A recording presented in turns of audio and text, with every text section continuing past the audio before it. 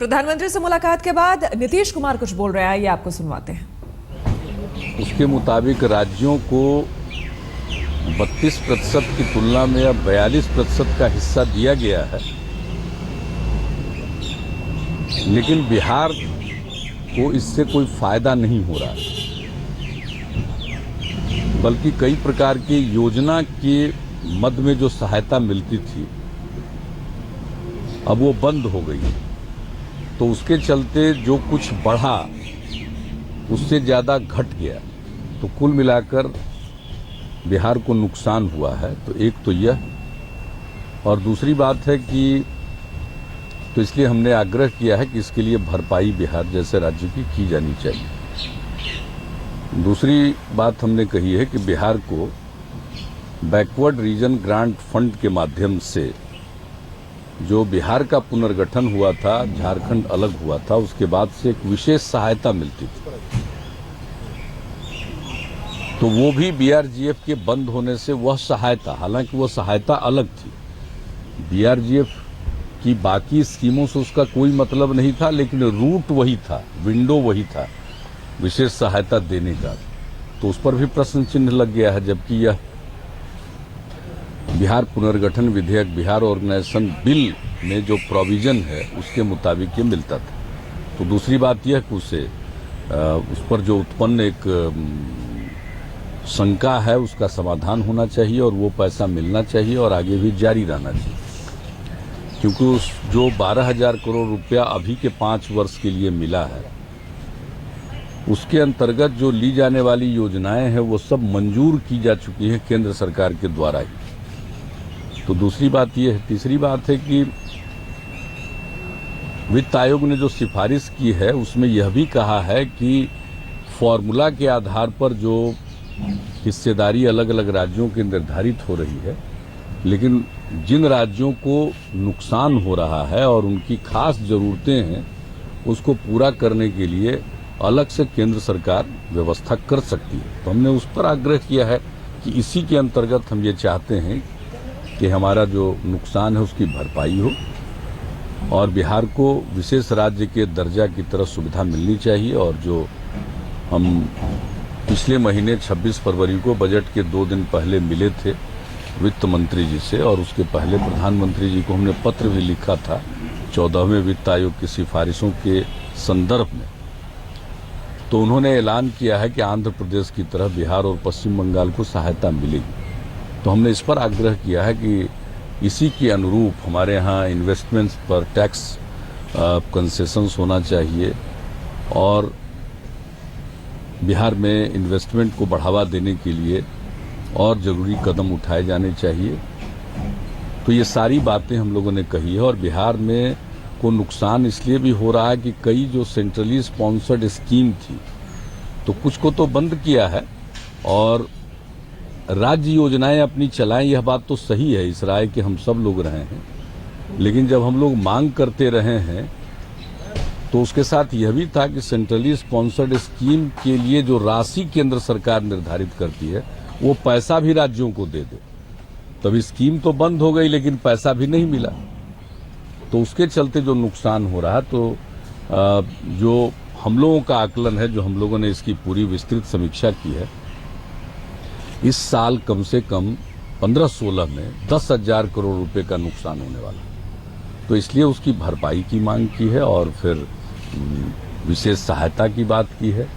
और जो पुनर्गठन विधेयक के मुताबिक बीआरजीएफ के माध्यम से जो पैसा मिलता था उसको जारी रखने की मांग की है। तो इसको लेकर हमने एक सर्वदलीय बैठक भी की थी और उसमें जो राय उभरी थी उसके आधार पर हमने एक ज्ञापन भी राज्य की तरफ से सुपुर्द किया और यही बातचीत हुई है। प्रधानमंत्री जी ने सारी बातों को ध्यानपूर्वक सुना है और कहा है कि इस पर हम गौर करें। हमारी तो पुरानी मांग है और विशेष राज्य के दर्जे का 2 मुख्य अवयव है, 2 कंपोनेंट है। एक तो है कि अगर कोई पूंजी निवेश करेगा, कोई कल कारखाना लगाएगा तो उसको केंद्रीय करों में छूट मिलेगी, एक फायदा तो ये है।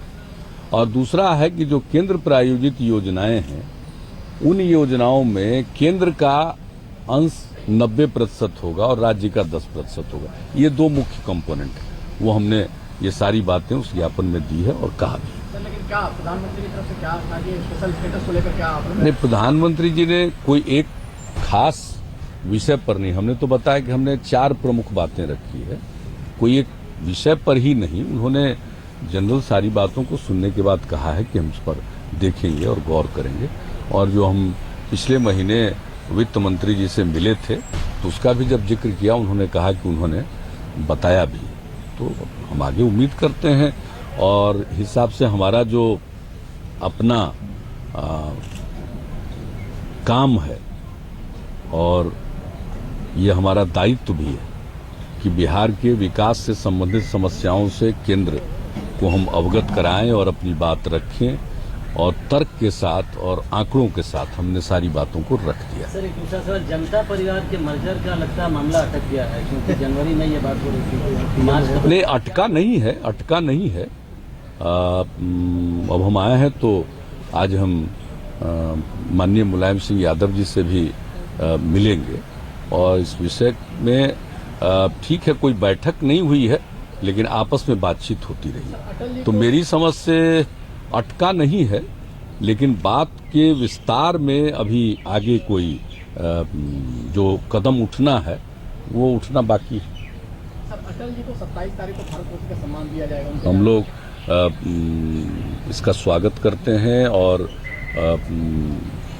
आदरणीय अटल जी को भारत रत्न मिलना चाहिए था। हम लोगों ने भी मांग की थी और उनको दिया जा रहा, और जो जेस्चर है वो अस्वस्थ हैं इसलिए उनके पास जाकर दिया जाएगा, ये अच्छी बात है और हम इसका स्वागत करते हैं और अपनी प्रसन्नता व्यक्त करते हैं। सर, संघ की तरफ से सुझाव आया है बीजेपी को कि आपको साथ सब में कोई दम नहीं है। सही, पीएम ने जो वादे किए थे बिहार चुनाव के दौरान, क्या आपने उनको भी याद दिलाया? लोकसभा के समय में उन्होंने काफी वादे किए थे बिहार के। ये मिलकर के सारी बात कहना याद कराने के समान ही है और उसमें हमने इस बात का उल्लेख किया है। ठीक, थैंक यू सर।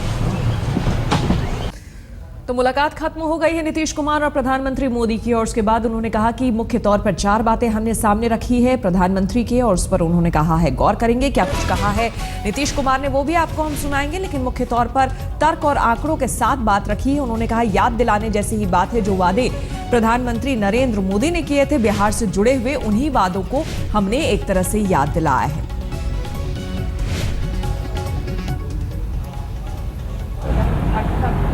उसी से संबंधित हमने चर्चा की है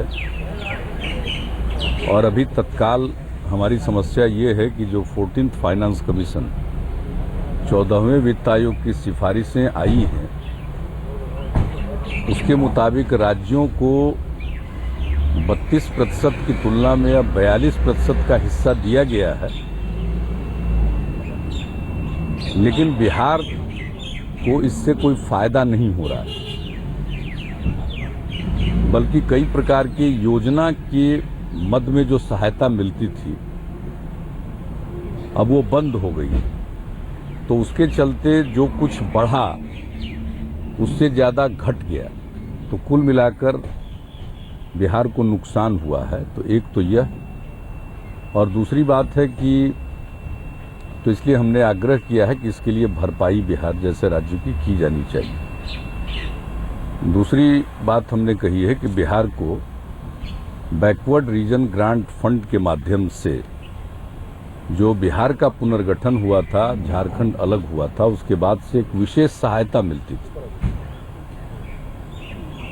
तो वो भी बीआरजीएफ के बंद होने से वह सहायता, हालांकि वह सहायता अलग थी, बीआरजीएफ की बाकी स्कीमों से उसका कोई मतलब नहीं था, लेकिन रूट वही था, विंडो वही था विशेष सहायता देने का, तो उस पर भी प्रश्न चिन्ह लग गया है। जबकि यह बिहार पुनर्गठन विधेयक, बिहार ऑर्गेनाइजेशन बिल में जो प्रोविजन है उसके मुताबिक ये मिलता था। तो दूसरी बात यह कि उस पर जो उत्पन्न एक शंका है उसका समाधान होना चाहिए और वो पैसा मिलना चाहिए और आगे भी जारी रहना चाहिए, क्योंकि उस जो 12,000 करोड़ रुपया अभी के 5 वर्ष के लिए मिला है, उसके अंतर्गत जो ली जाने वाली योजनाएं हैं वो सब मंजूर की जा चुकी हैं केंद्र सरकार के द्वारा ही। तो दूसरी बात ये है। तीसरी बात है कि वित्त आयोग ने जो सिफारिश की है उसमें यह भी कहा है कि फॉर्मूला के आधार पर जो हिस्सेदारी अलग अलग राज्यों की निर्धारित हो रही है, लेकिन जिन राज्यों को नुकसान हो रहा है और उनकी खास जरूरतें हैं उसको पूरा करने के लिए अलग से केंद्र सरकार व्यवस्था कर सकती है। तो हमने उस पर आग्रह किया है कि इसी के अंतर्गत हम ये चाहते हैं कि हमारा जो नुकसान है उसकी भरपाई हो और बिहार को विशेष राज्य के दर्जा की तरह सुविधा मिलनी चाहिए। और जो हम पिछले महीने 26 फरवरी को बजट के 2 दिन पहले मिले थे वित्त मंत्री जी से, और उसके पहले प्रधानमंत्री जी को हमने पत्र भी लिखा था 14वें वित्त आयोग की सिफारिशों के संदर्भ में, तो उन्होंने ऐलान। हमारे संवाददाता मौसमी सिंह हमारे साथ जुड़ गई हैं। मौसमी, नीतीश कुमार ने जो कुछ भी कहा वो आपने भी सुना होगा। इससे एक बात तो साफ है कम से कम कि उन्होंने अपनी बातें जरूर रखी, लेकिन प्रधानमंत्री की तरफ से कोई पुख्ता आश्वासन की बात नहीं सामने आई। सिर्फ ये कहा गया कि हाँ, गौर करेंगे हम तमाम बातों पर। बिल्कुल श्वेता, अगर आप इसको पूरी मुलाकात को देखिए, बड़ी दिलचस्प है ये मुलाकात, और इसको अगर हम औपचारिकताओं से दूर रखें, इसके सियासी मायने निकालें तो 2010 से एक लंबा सफर तय करके आ गए हैं नीतीश और मोदी। 2010 में नीतीश कुमार ने बीजेपी नेताओं की दावत को रद्द कर दिया था क्योंकि न्यूज़पेपर में उनकी, और तब गुजरात के मुख्यमंत्री थे नरेंद्र मोदी, उनकी हाथ मिलाते हुए फोटोग्राफ आ गई थी। बस इस बात पर उन्होंने वो दावत रद्द कर दी थी। तो दोनों के रिश्तों में खटास एक पुरानी बात है, और उसके बाद ये पहली बार है बतौर बिहार के मुख्यमंत्री नीतीश जो है प्रधानमंत्री नरेंद्र मोदी से मिल रहे हैं। तो अब एक बार फिर दोनों आमने सामने हैं, और जाहिर है बीते रिश्तों की खटास तो है ही, पर ये गौरतलब है कि इस साल बिहार के चुनाव भी ड्यू है। आने वाले कुछ महीनों में बिहार के चुनाव है, तो ये पूरी मुलाकात के सियासी मायने काफी ज्यादा है। सहयोग पे भी सियासत होगी क्योंकि जाहिर है बीजेपी के लिए बिहार बेहद महत्वपूर्ण है। दिल्ली की चुनावी हार के बाद बिहार पर बीजेपी की नजर है। उधर नीतीश कुमार अपना खोया हुआ जो वर्चस्व है, खोया हुआ आधार है, उसको वापस लौटाने की कोशिश में जुटे हुए हैं। इसीलिए वो मदद की गुहार लगा रहे हैं, एक संदेश देने के लिए बिहार की जनता को कि मैंने अपनी तरफ से पूरी कोशिश की। तो जाहिर है कि दिल्ली की सियासी खेमों में काफी चर्चा जोरों से हो रही है। क्रिकेट मैच के बीच भी ये चर्चा हो रही है कि नीतीश और मोदी की दूसरी मुलाकात अभी 2 घंटों के भीतर होने वाली है। तो काफी महत्वपूर्ण ये सियासी मायनों के तौर पर जाहिर से